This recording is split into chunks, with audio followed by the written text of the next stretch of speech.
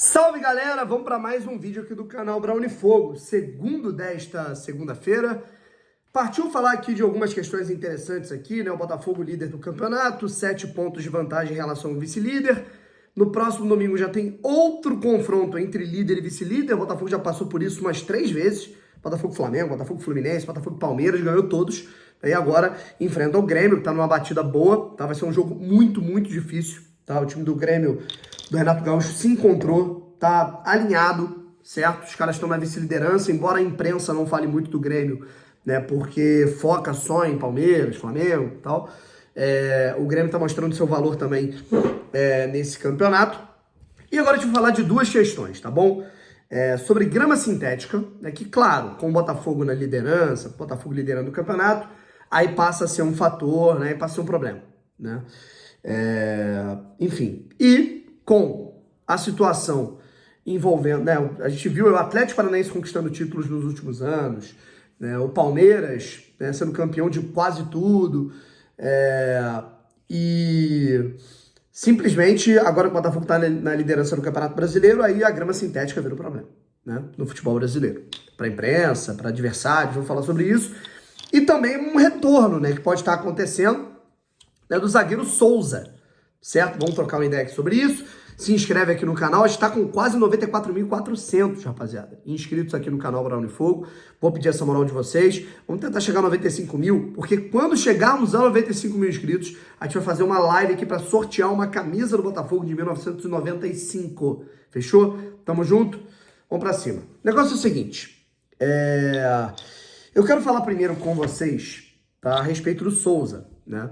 O Souza, ele tá retornando de empréstimo, certo? O Souza, ele é um atleta do Cercle Brugge, da Bélgica, um atleta do Botafogo, na verdade, que foi lá na virada do semestre de 2021, né? Ele foi negociado, ele foi vendido para o Cercle Brugge, clube da Bélgica, por uma quantia considerável, né? Até a época, eu não me lembro exatamente quanto foi a transferência, mas era muito importante naquele momento, já que o Souza se tratava de um zagueiro reserva, né? O Botafogo estava ali tendo a manutenção do Bezenga, o Carly, né, já começando a voltar a ter ritmo para jogar em alto nível e pelo menos na Série B, né? Então o Botafogo, ele conseguiu, né, negociar esse atleta, que foi emprestado por 2 anos, tá? E poderia ser comprado caso o Cercle Brugge quisesse. Acabou que o Cercle, ele não comprou o jogador, certo?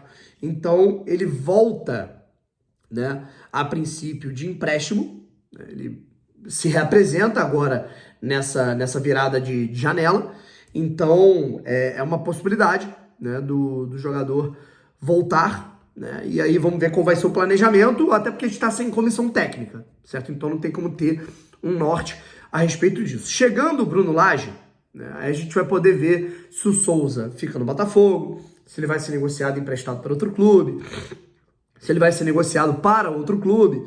Enfim, isso é uma questão que a gente vai ver depois, né? Mas a princípio é um atleta que ele está retornando, né? E depois de um empréstimo aí de 2 anos e numa situação completamente diferente, né? O Souza, que todas as férias, né, que ele passa, né, que ele vem pra cá, ele visita o CT do Botafogo, ele visita os jogadores. Teve um jogo, né, teve um treino aberto pra imprensa, que eu e o Fabiano Bandeira estavam fazendo uma live, e aí apareceu o Souza, né, do nada, assim, no CT do Lonieira. De caramba, o Souza. E ele falou, cara, eu tô aqui de férias, né, acabou a temporada na Bélgica, eu tô aqui pra visitar o pessoal e tal. Então, um cara que ainda é muito identificado, né, com a galera do Botafogo, foi formado na base do Botafogo, é um bom zagueiro, canhoto, que inclusive é algo raro. Enfim, acho que pode ser um jogador para integrar o elenco, e isso a próxima comissão técnica, talvez do Bruno Lage, né, enfim, possa, enfim, averiguar se o atleta vai estar em condições de atuar pelo Botafogo ou não, ou até da vontade do atleta, se ele quiser ir para outro lugar, tal, enfim. Mas o importante é que essa é uma notícia, uma informação, ele voltando de empréstimo, né? Não é a mesma questão do Oyama, por exemplo, que foi pro Goiás, né? Tem outros jogadores aí que estão sendo negociados com outros clubes, tá legal?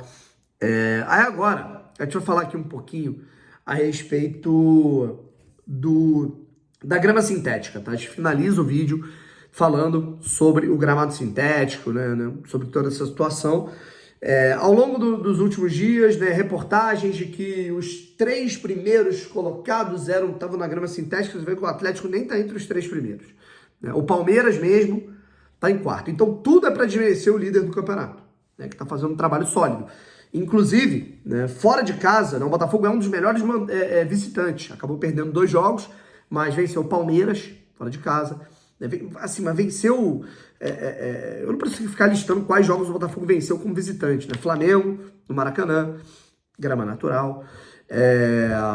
Assim, foram Bahia, na Fonte Nova, o Botafogo foi lá e ganhou o jogo. Né? Tem mais jogos, só que eu não tô me lembrando aqui agora, porque é tanta loucura que se passou, né, nos últimos dias que a gente fica com a cabeça meio embolada. Né? Mas fato é que exemplos não faltaram, né, do Botafogo conseguindo protagonizar e ir bem fora de casa, né, jogando longe do seu território, em outro gramado, em outro tipo de terreno. E agora, diretores do Flamengo, né, decidiram que a grama sintética é um crime. Né? Um crime.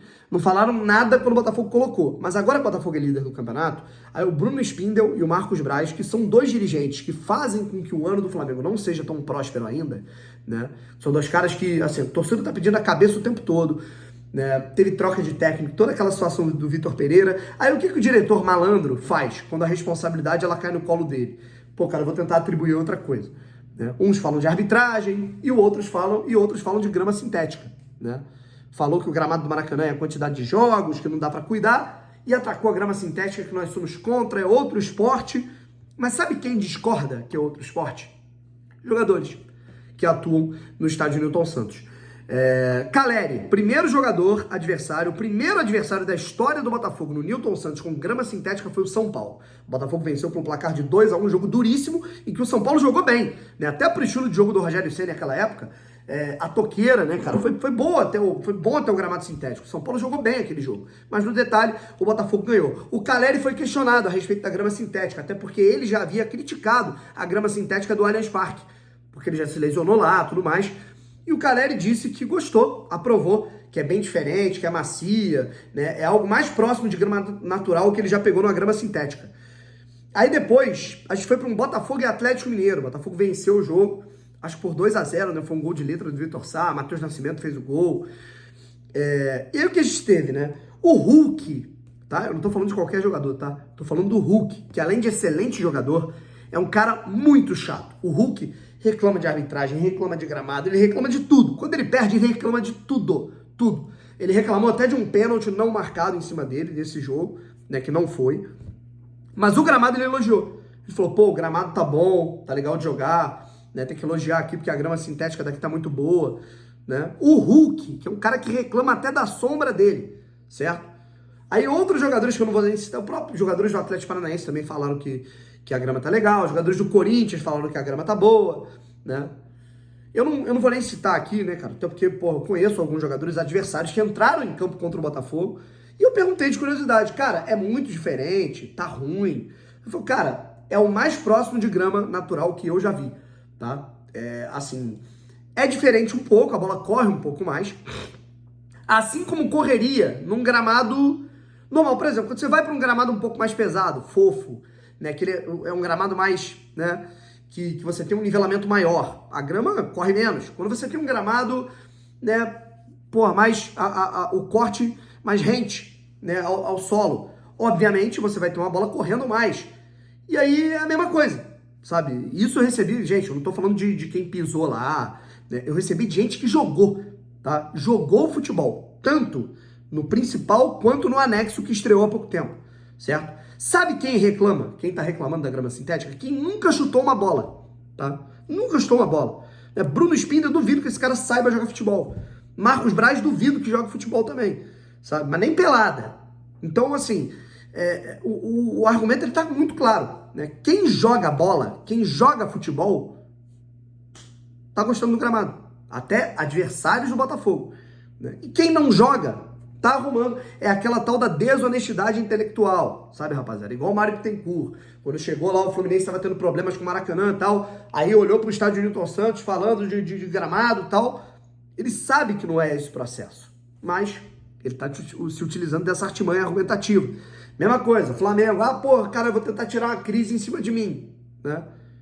Vou atacar o Botafogo, sabe? Então, desonestidade intelectual, não só com a gente, mas com os torcedores deles, tá? Enfim, porque não conseguem tratar adequadamente o gramado do Maracanã, certo? Então é isso, rapaziada. Forte abraço, tamo junto, até a próxima e fui.